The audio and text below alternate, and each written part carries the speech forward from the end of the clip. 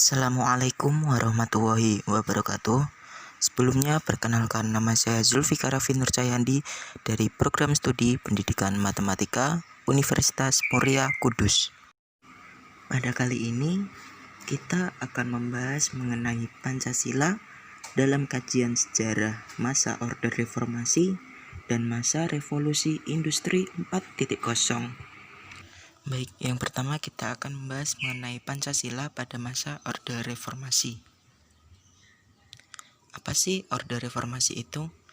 Reformasi menurut KBBI adalah perubahan secara drastis untuk perbaikan baik bidang sosial, politik, atau agama dalam suatu masyarakat atau negara.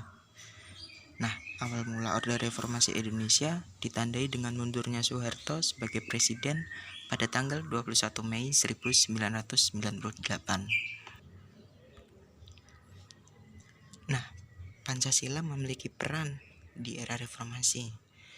Pancasila pada masa reformasi sebagai dasar negara Republik Indonesia sebagaimana tercantum dalam ketetapan MPR nomor 18 / MPR /1998 pasal 1 yang menyebutkan bahwa Pancasila sebagaimana dimaksud dalam pembukaan Undang-Undang Dasar 1945 adalah dasar negara dari Negara Kesatuan Republik Indonesia, harus dilaksanakan secara konsisten dalam kehidupan bernegara.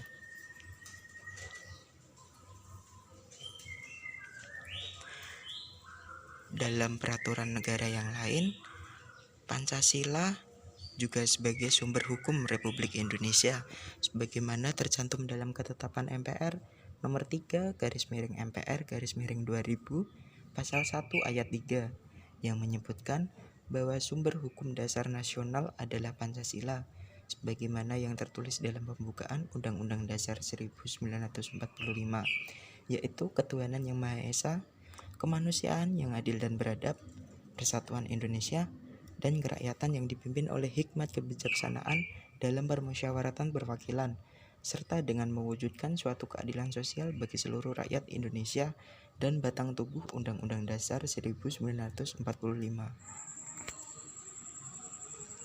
Nah, kali ini adalah penerapan Pancasila di era reformasi. Penerapan Pancasila tidak lagi dihadapkan pada ancaman pemberontakan-pemberontakan yang ingin mengganti Pancasila dengan ideologi lain. Akan tetapi, lebih dihadapkan pada kondisi kehidupan masyarakat yang diwarnai oleh kehidupan yang serba bebas. Banyak hal negatif yang timbul sebagai akibat penerapan konsep kebebasan yang tanpa batas, seperti munculnya pergaulan bebas, pola komunikasi yang tidak beretika, yang dapat memicu terjadinya perpecahan. Nah, dari penerapan Pancasila oleh masyarakat itu sendiri, pasti memiliki permasalahan yang terjadi terkait Pancasila di masa reformasi. Yang pertama adalah menurunnya rasa persatuan dan kesatuan di antara sesama warga bangsa saat ini yang ditandai dengan adanya konflik di beberapa daerah, tawuran antar pelajar, tindak kekerasan yang dijadikan sebagai alat untuk menyelesaikan permasalahan. Yang kedua, ada penerapan kebebasan yang tanpa batas sehingga dapat memicu perpecahan itu sendiri. Yang ketiga, ada ancaman penyusupan ideologi lain. Nah, terkait permasalahan, pasti ada upaya dalam mempertahankan nilai-nilai Pancasila pada era reformasi.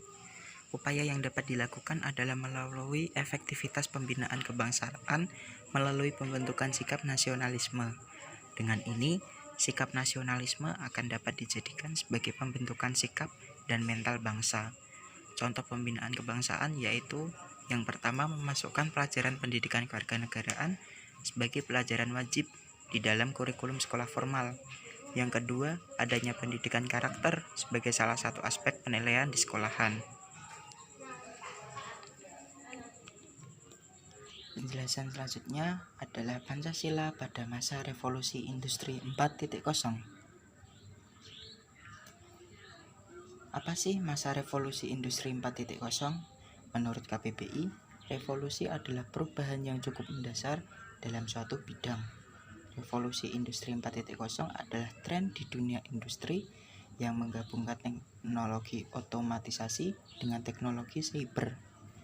Menurut Zimmerman, Era revolusi industri 4.0 dan selanjutnya akan melibatkan pekerjaan pada kemampuan sains, teknologi, teknik dan matematika, Internet of Things, dan pembelajaran sepanjang hayat sebanyak 75%.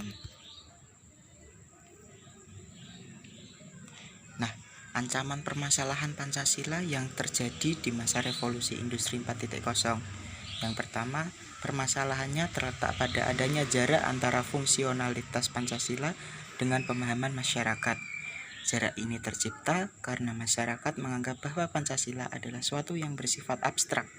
Yang kedua, ancaman mindset terhadap moral bangsa, budaya, dan jati diri bangsa Indonesia yang tergores oleh masuknya budaya asing yang semakin sulit disaring.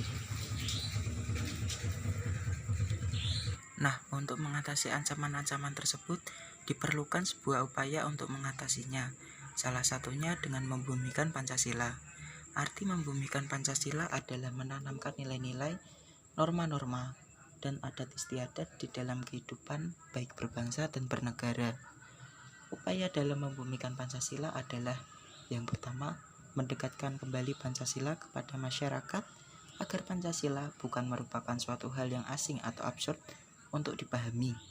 Yang kedua, menginternalisasikan nilai-nilai luhur Pancasila dengan mengoptimalkan segenap sumber daya nasional yang dimiliki. Sekian dari saya. Apabila ada kesalahan mohon dimaafkan. Terima kasih. Wassalamualaikum warahmatullahi wabarakatuh. Saya Indonesia, saya Pancasila.